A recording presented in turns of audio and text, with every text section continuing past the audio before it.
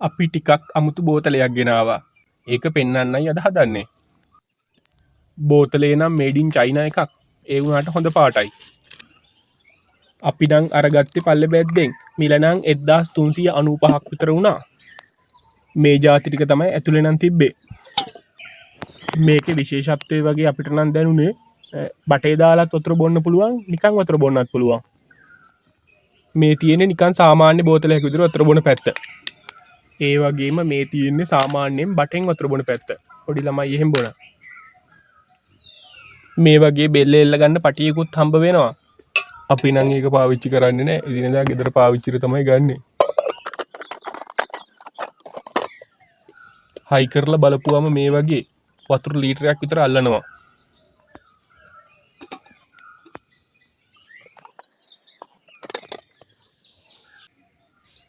අපි වතුර පුරවලා බලපුවම මෙහෙමයි පේන්නේ. වීදුරු බෝතලයක් වගේ විනිවිද පේනවා. හරිම ලස්සනයි.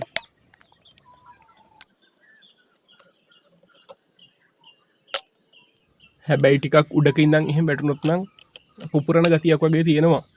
ටිකක් පරිස්සමෙන් තමයි පාවිච්චි කරන්න ඕනේ.